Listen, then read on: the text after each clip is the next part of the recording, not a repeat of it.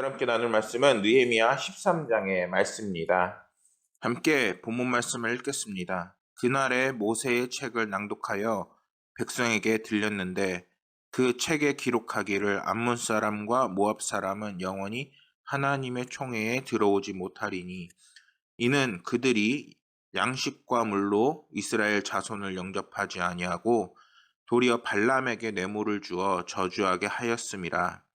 그러나 우리 하나님이 그 저주를 돌이켜 복이 되게 하셨다 하였는지라. 백성이 이 율법을 듣고 곧 섞인 무리를 이스라엘 가운데에서 모두 분리하였느니라.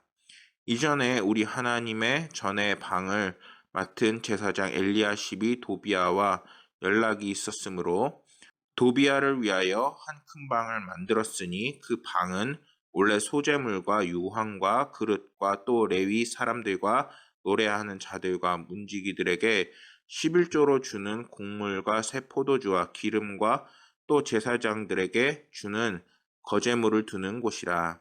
그때는 내가 예루살렘에 있지 아니하였느니라. 바벨론 왕 아닥사스다 32년에 내가 왕에게 나아갔다가 며칠 후 왕에게 말미를 청하고 예루살렘에 이르러서야 엘리야십이 도비아를 위하여 하나님의 전 뜰에 방을 만든 악한 일을 안지라.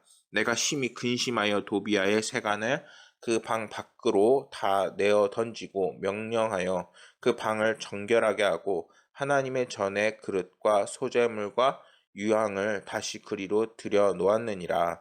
아멘. 성전을 회복하는 삶이라는 제목으로 말씀을 나누고자 합니다. 성전을 회복하는 삶. 여러분들, 성전을 회복하자라는 것은 어떻게 보면은 두 가지로 볼 수가 있습니다. 하나는, 우리의 몸을 거룩하다 말씀하시는 우리의 몸을 회복하는 삶. 또, 한편으로는 말 그대로 교회를 회복하고 믿음을 회복하고 예배를 회복하는 삶을 의미합니다. 사실 이 말씀이 나오기 위해서는 전제가 필요하죠. 뭐냐? 바로 성전이 어질러펴지거나 더럽혀진 상황을 의미합니다.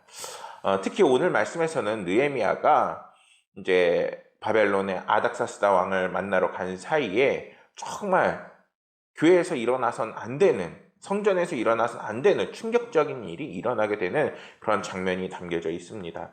여러분들도 생각해 보세요. 만약에 여러분들이 집을 갖고 있는데 그 집을 누구한테 세를 줬어요? 세를 줬는데 거기에 잘 쓰고 나중에 돌려주면 되는데 거기에 막 어지럽히고 기름때를 묻히고 아주 더럽혀 놨어요. 아주 충격적으로 막 치우기도 힘들어. 그런데 막상 와서 보니까 이게 너무나도 잘못됐다라는 걸 알았어요. 그럼 결국에는 그 사람을 내보낼 수밖에 없고 다시 치우게 되는 거죠. 그런 것처럼 오늘 말씀에서 성전을 깨끗하게 치워버리는 그러한 활동을 하는 느헤미야의 모습을 볼 수가 있습니다. 오늘 말씀에서는 느헤미야가 성벽을 봉헌하는 그날에 백성들에게 모인 그곳에서 모세의 책을 낭독하며 율법을 듣게 합니다. 이게 뭐예요? 그동안 하나님의 말씀을 듣지 못했던 사람들이 모세의 율법을 통해서 그 말씀을 듣고 마음이 정화가 되고 그리고 다시 하나님의 백성으로 마음을 다잡고 있는 그 모습을 보여주고 있다는 것입니다. 백성들 역시 이렇게 마음이 돌이키고 회복이 되니까 어떤 일이 벌어지느냐? 회개하며 자복하게 되는 겁니다. 그리고 이제 다시 하나님의 백성으로 돌이키게 되는 것이죠. 어떻게 보면은 우리가 주일과 같은 그런 시간을 보내고 있다고 생각할 수 있는 거예요. 주일이 어때요? 주일을 통해서 우리가 다시 한번 하나님의 말씀을 듣고 그 말씀으로 돌아가고 이제 우리의 삶을 돌이키는 그러한 역할을 하고 있죠. 그렇게 하면서 무엇이 회복이 되느냐? 바로 예배가 회복이 되어지게 되는 것입니다. 이제 믿음은 어디에서 출발하냐라고 우리가 많이 이야기하죠. 바로 들음에서 출발한다고 이야기합니다. 그렇기 때문에 하나님의 이 역사는 말씀으로부터 출발한다고 볼 수 있게 되는 것입니다. 그렇기에 성도는 신앙의 삶에 있어서 먼저 말씀을 먼저 들을 수 있어야 합니다. 삶을 말씀을 따라 살고 말씀을 따라 점검하는 것이지요. 말씀이 우리 가운데 있을 때 이제는 하나님께서 놀랍게도 우리에게 은혜를 주시고 감동을 주시는 것을 우리가 느낄 수가 있습니다. 그 상태를 우리가 계속해서 유지를 할 수 있어야 되는 것이죠. 만약에 그렇지 못할 때에는 이제는 정말 많은 어려움을 만나게 되어 있습니다. 예를 들어 이제는 하나님의 말씀이 우리 가운데 있게 되면은 때로는 우리가 잘못된 삶을 통해서 찔림이 있을 수도 있고 회개를 통해서 돌이킬 수도 있습니다. 그런데 만약에 우리의 삶이 하나님의 말씀 가운데 있지 않게 되면은 그냥 죄 가운데 계속 살아나가고 그리고 무감각한 삶을 살아나갈 수 있게 되는 것이죠. 그 말은 이제 말씀은 우리의 삶에서 어떤 역할이냐, 이제 하나님의 말씀을 비추어 보아 거울과 같은 역할이라고도 볼 수 있게 되는 것입니다. 거울이 있으면 어떻게 돼요? 내 모습을 잘 볼 수 있게 되고 내 모습에서 잘못된 잡티나 또 깨끗이 치워야 될 거나 아니면은 씻어야 될 것들을 볼 수 있게 되는 것입니다. 그처럼 하나님의 말씀은 우리의 영혼을 쫙 하고 비치고 이제는 다시 하나님의 은혜로 들어갈 수 있게끔 해주게 되는 것입니다. 그렇기 때문에 삶이 너무나도 무료하고 또 힘이 없고 낙심이 된다라고 하면은 다시 말씀으로 돌아가시길 바랍니다. 하나님의 말씀이 여러분들의 삶을 다시 역동적이고 살아있고 그리고 능력있게 만들 것입니다. 그러한 하나님의 은혜를 통해서 이제는 말씀이 공급이 되고 성령이 공급이 되고 놀라운 하나님이 함께 하시는 축복이 함께 하기를 소망합니다. 말씀을 준비하면서 이러한 사연을 보게 되었어요. 어느 지역 아동센터에 아이들을 가르치고 있는 한 선생님이 있는데 이 아이에게 가르치고 있는 아이들 중에 12살인 찬호라는 아이가 있었다고 합니다. 근데 이 아이가 다른 또래에 비해서 굉장히 성숙했다는 것이죠. 어느 날 길을 가다가 이 성숙한 아이 찬호를 보게 되는데 항상 잘 지내고 또 성숙한 모습을 보이는 아이가 웬일인지 자기가 신고 있는 신발을 꾸겨 신고 가는 것을 보게 된 겁니다. 그러니까 우리가 어른들이 보면은 뭐라고 해요? 신발 꾸겨 신지 마라. 그렇게 해야 신발을 오래 신을 수 있고 또 그것이 또 좋게 보인다. 그러니까 신발을 똑바로 신어라. 이렇게 얘기를 해주잖아요. 선생님도 아이한테 처음에는 좋게 이렇게 얘기를 했어요. 근데 시간이 지나고 나서 다시 길을 가다가 이 찬호를 봤는데 찬호가 여전히 신발을 꾸겨 신고 있었다는 거예요. 그래서 선생님이 이번엔 따끔하게 혼내야겠어 이렇게 마음을 먹고 이렇게 얘기를 합니다. 어제 선생님이 분명히 이야기했는데 왜 신발을 또 꾸겨 신는 거니? 바르게 신어야지 이렇게 얘기를 했다는 것이죠. 우리가 봤을 때는 굉장히 당연하고 올바른 말이에요. 근데 아이가 고개를 숙인 채 이렇게 이야기합니다.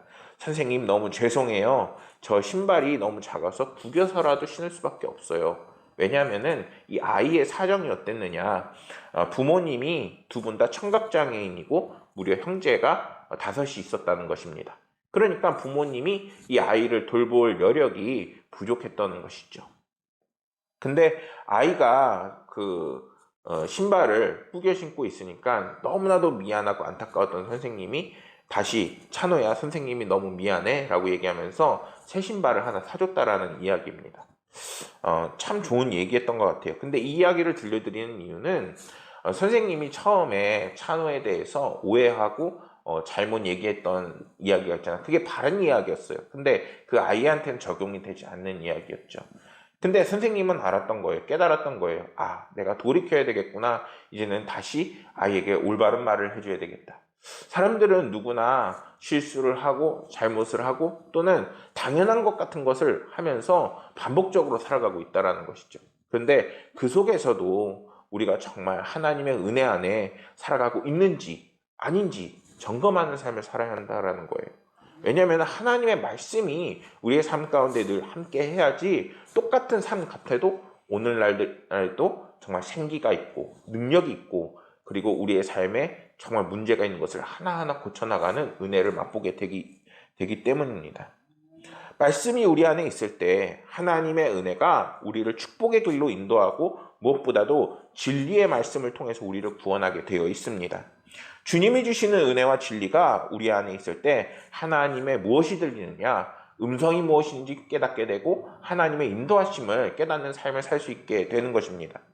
그렇게 사람들은 만약에 내가 정말 하나님 보시기에 기쁨이 되지 못하는 삶을 살고 있다면 말씀에 비추어 보아 돌이킬 수 있어야 됩니다. 그리고 수시로 말씀을 따라 그리고 하나님께서 축복하시는 그 길이 어딘지 탐색하면서 그 길을 따라 나가는 삶을 살아야 하는 것입니다.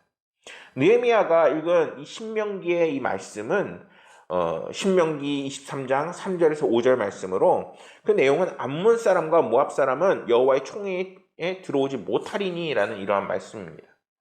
그들은 아브라함과 함께 생명을 걸고 가나안으로 찾아 떠난 누구의 후예냐? 롯의 후예들이에요. 때문에 이스라엘 백성들과 아주 특별한 관계에 있다라고 말할 수 있는 것이죠. 그래서 하나님께서도 처음에는 그들을 굉장히 우대해주고 그리고 그들을 챙겨주십니다. 어떻게 챙겨주시느냐? 신명기 2장 9절 말씀입니다. 여호와께서 내게 이르시되 모압 사람을 괴롭히지 말라. 그와 싸우지도 말라. 그 땅을 내가 내게 기업으로 주지 아니하리니 이는 내가 롯 자손에게 이르기를 기업으로 주었습니다. 아예 롯의 땅이라고 박아주시면서 그 후손들까지도 축복하고 계시는 거예요. 하지만 이때 이들이 보인 반응은 이런 하나님의 축복과는 정반대의 모습을 보여요. 어떤 모습이냐? 이스라엘 백성들이 가나안으로 들어가야 함에도 불구하고 그것을 방해를 하는 것입니다. 가나안으로 들어가는 것을 방해한다는 것은 어떤 의미예요? 하나님의 백성을 이제는 방해할 뿐만 아니라 하나님과도 반대편에 쓴다라는 거예요. 하나님과 대적하며 분명한 선을 이제는 넘어가면서 하나님을 결국에는 노하게 하시는 겁니다. 결국에는 하나님께서는 이렇게 말씀하세요. 신명기 23장 3절 말씀을 보면은 사람과 모압 사람은 여호와의 총회에 들어오지 못하리니 그들에게 속한 자는 10대뿐 아니라 영원히 여호와의 총회에 들어오지 못하리라. 이렇게 말씀하고 있어요. 이 말씀은 하나님께서 이스라엘 백성과 모압 자손을 구분하는 것이기도 하지만 한편으로는 이들이 신앙 공동체를 이뤄가는 그 모임 속에 이러한 사람들이 들어와서 그 공동체를 분열시키려고 하고 있다는 것도 이야기하고 있는 것입니다. 그래서 느헤미야는 하나님의 말씀의 근거로 인해서 그때 당시에 이스라엘 백성들 외에 이방인들 다 내쫓아버려요. 그러니까 오늘날에 예를 들면은 우리가 예배를 드리고 교회 공동체를 세우고 있는데 이 교회 공동체에 교회를 분열시키는 사람들이 있다는 것이죠. 그 사람들을 어떻게 해요? 다 내쫓아버린 거예요. 그 수가 적더라도 정말 하나님을 믿고 섬기는 사람들로 하나의 교회를 이뤄나가는 것입니다. 이렇게 말씀을 주시는 것은 하나님께서 이스라엘 백성들에게 영적 순결을 지켜라 라는 것을 이야기하고 있는 것입니다. 하나님은 우리에게 암몬과 모압을 이스라엘의 형제로 보지 않으시고 분리하신 것을 보여주시면서 이제는 하나님께서는 혈육의 관계를 따라가는 것이 아니라 이제는 하나님의 은혜와 예수 그리스도의 그 이름을 따라나가는 교회 공동체의 삶을 살라고 하고 있는 것입니다.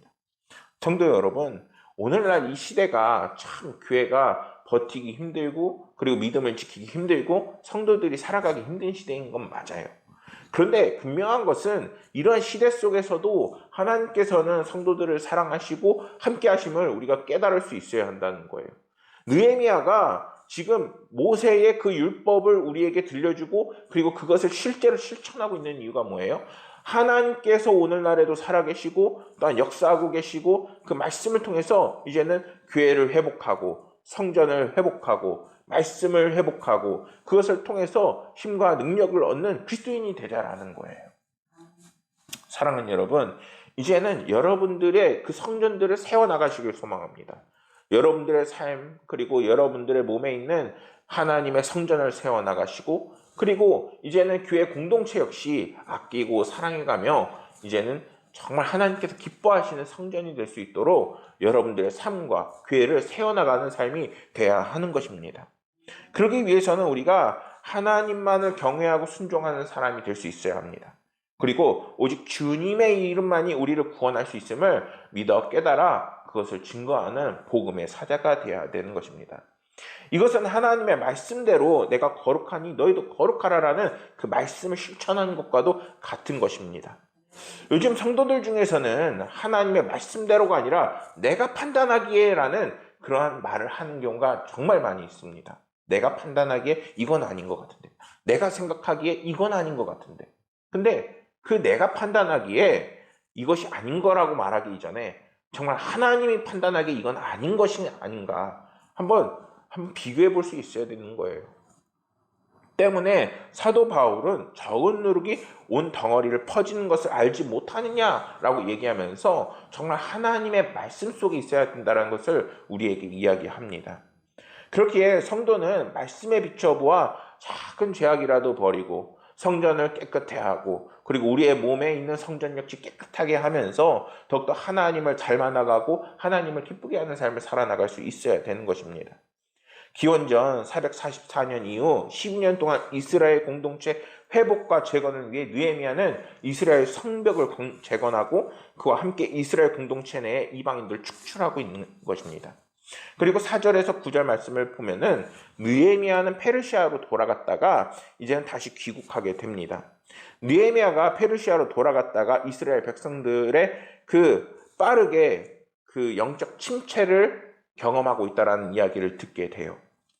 그리고 나서 기원전 432년 바로 오늘 말씀의 성전 정화 사건이 벌어지게 되는 겁니다. 이 이야기를 들으면서 여러분들 누가 생각나시나요?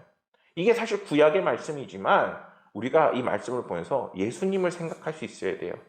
예수님이 성전을 어떻게 정하시죠? 그 안에서 장사하고 그리고 제사를 드리고 잘못되게 성전을 갖고 나가고 있는 사람들을 보면서 그걸 다 내쫓으시잖아요. 그러니까 우리 가운데의 삶에 하나님의 은혜가 먼저 들어오기 위해서는 무엇이 일어나야 되냐? 먼저 다 치워야 되는 거예요. 하나님께서 우리의 마음에 들어오실 수 있도록, 하나님의 기쁨이 될 수 있도록 깔끔하게 치워야 되는 거예요. 지금 보강은혜교회를 제가 담당하고 있지만 교회를 처음 담당하게 됐을 때 너무나도 충격적이었어요. 사실 이미 준비된 교회이기도 했지만 생각보다 관리가 잘 안 돼 있었어요. 화장실 청소할 때는 진짜 깜짝 놀랐죠. 왜냐면은 화장실 청소를 꾸준히 해줘야 되잖아요. 그래야 냄새도 안 나는데 바닥에 모래가 들어갈 수 있게끔 그 위에 고무 빨판을 깔고 그리고 청소를 덜 했던 거예요. 그러니까 고무 빨판을 딱 이렇게 드러내니까 화장실 바닥이 아주 새카만 거야. 그거를 아주 열심히 닦았던 기억이 납니다. 성전이 다시 깨끗해지니까 어때요? 기분이 좋아지더라고요. 그런 것처럼 우리들의 삶에 하나님께서 들어오셔야 우리의 죄가 씻기고 우리의 삶이 회복이 되고 기분뿐만 아니라 정말 하나님께서 인도하시는 치유와 회복이 우리의 삶 가운데 임하게 되는 것입니다. 느헤미야는 이러한 사건의 전말을 통해서 성전 골방에서 도비아의 그 물품들을 다 갖다 버려요. 그리고 아주 하나님께서 보관함으로 이제 여겼던 그 모든 공간들을 다시 회복하게 됩니다. 엘리야십은 성전 골방을 관리하던 자예요. 백성들이 하나님을 향해 드린 11조와 성물을 관리하고 그것을 통해서 정말 그곳에서 사역을 하는 레위인이나 찬양을 하는 자들이나 그들에게 11조를 통해서 먹이고 입히고 그러한 역할을 했다는 말이에요. 근데 이런 사람이 그러한 하나님의 책무를 등한시했어요. 그럼 어떻게 돼요? 예배가 무너지고 성전이 제대로 움직이지 못하고 하나님의 영광은 바닥으로 떨어지게 되어 있는 것입니다. 우리는 이러한 말씀을 통해서 무엇을 가질 수 있어야 되냐? 바로 영적 경각심을 가질 수 있어야 되는 거예요. 교회에 이것 조금 있으면 어때? 교회에 저것 조금 있으면 어때? 교회가 이런 것도 해야지. 사실 교회는 예배드리는 장소인 거예요. 근데 우리가 오늘날 교회에 요구하는 것들이 많아지고 또 착각하는 것들이 많아요. 그런데 오히려 우리가 이럴 때일수록 정말 교회가 예배드리는 곳이라는 것을 분명히 깨달을 수 있어야 합니다. 아무리 세상이 정말 전쟁이 나고 아픔이 나고 고통이 많아도 그 속에서도 하나님께서 예배드리는 자에게 축복하게 되어 있음을 우리는 깨달을 수 있어야 한다는 거예요. 말씀을 준비하면서 이러한 글을 보게 되었어요. 독일 베를린 예술대학 철학교수인 한병철 교수는 서사의 위기에서 오늘날 스토리의 중심의 사회는 서사를 잃어버린 정보의 시대라고 비판을 하고 있다고 합니다. 사회 관계망 서비스에서 공유되는 이야기는 서사를 잃어버리고 이제는 공동체 커뮤니티 가운데에 공감이 아닌 정보 교환으로 변질이 됐다는 것이죠. 이게 무슨 말이냐? 이제는 우리가 사진을 찍어서 뭔가 올리고 또 그것을 부러워하고 또 이렇게 소개하고 알게 되잖아요. 근데 그 속에 이게 무엇인지에 대한 이야기가 잘 담겨있지가 않아요. 반면에 성경은 어떻죠? 성경은 예수 그리스도의 이야기가 구약에서부터 시간을 거쳐서 2000년 또 4000년 거쳐서 막 예수 그리스도를 소개하고 있다는 거예요. 그 이야기를 통해서 이제 하나님의 은혜가 어떻게 우리에게 들어오는지를 분명하게 알려주고 있다는 것이죠. 그런데 오늘날 이 시대는 어떠냐? 그냥 즉각적이고 반응적이고 사진으로 딱 찍어서 이미지적인 시대를 살아가고 있다는 것입니다. 그런데 여러분, 그렇게를 통해서 하나님을 다 이해할 수가 없어요. 그렇게 통해서 하나님의 은혜를 다 받아들일 수 없다라는 겁니다. 그럼 우리는 어떻게 살아야 되느냐? 정말 하나님이 말씀하시는 그 은혜의 삶이 어딘지를 깊이 묵상하는 삶을 살아야 한다는 것입니다. 그러니까 신앙의 삶을 우리가 살아나갈 수 있어야 되는 거예요. 오늘날 많은 사람들이 앓고 있는 병들 중에 특히 정신병 같은 경우에는 정말 세상이 주는 정말 힘들고 어려운 일을 겪기 때문에 그렇게 어려움을 겪는 경우가 많아요. 근데 그걸 어떻게 치유할 수 있어요? 그것도 시간을 걸쳐야 치유할 수 있는 거예요. 그럼 누가 함께 하셔야 돼요? 하나님께서 함께 하시는 삶이 되어야 되는 것입니다. 고린도전서 10장 12절은 이렇게 말씀해요. 그런즉 선줄로 생각한 자는 넘어질까 조심하라. 사실 이거는 교만에 대한 말씀이기도 하지만 우리가 끊임없이 세상에서 아둥바둥 살아가고 있는 사람들에게도 적용되는 말씀이기도 해요. 왜? 그 속에서 끊임없이 즉각적으로 반응하고 빠른 세상 속에서 적응하고 살아가다 보면 무엇을 잃어버리느냐? 여전히 우리를 사랑하시고 함께 하시는 하나님의 그 은혜를 잃어버리기 일쑤이기 때문인 것입니다. 언제 넘어질지 몰라요. 그렇기 때문에 누구의 발을 붙잡아야 돼요? 주님의 그 손을 붙잡고 주님의 발을 붙잡을 수 있어야 되는 거예요. 그럴 때 하나님께서는 우리를 무엇을 내주시냐? 때로는 말씀을 주시고 때로는 살 수 있도록 성령을 부어주시고 또한 그 삶을 인도하시고 축복하시게 되어 있다는 거예요. 사랑하는 성도 여러분, 이제는 더욱 주님의 말씀과 성령을 사모하는 삶을 살 수 있어야 합니다. 이러한 성전을 회복하는 그 신앙의 회복이야말로 오늘날 우리 가운데 필요한 것이에요. 그럴 때 고린도전서 3장 16절은 이렇게 말씀해요.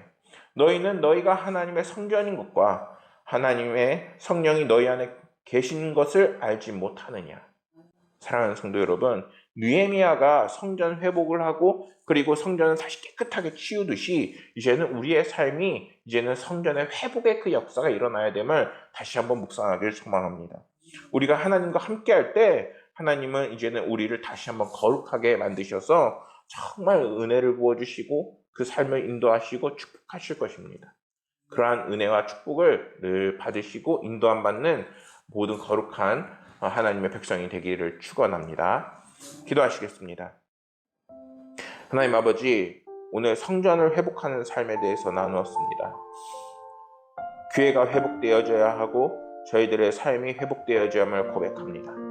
아버지 하나님, 그 모든 것이 하나님의 말씀에 비추어 보아 또 하나님의 뜻에 비추어 보아 그리고 하나님께서 인도하시는 그 삶에 비추어 보아 되어야 함을 깨닫게 되었습니다. 아버지 하나님, 이제는 주님께서 성도들의 삶을 인도하여 주옵시고 도와주시옵소서. 용기가 없는 자에게는 용기를 더해 주옵시고 물질이 없는 자에게는 물질을 더해 주옵시고 모든 것 아버지 하나님의 뜻대로 나아가매 부족함이 없도록 주여 성전을 회복시켜 주옵시고 삶을 회복시켜 주시옵소서. 하나님께서 모든 순간 축복하시고 또한 인도하시고 함께 하실 것을 믿으며 모든 말씀 우리 구주 예수 그리스도 이름으로 기도드렸습니다.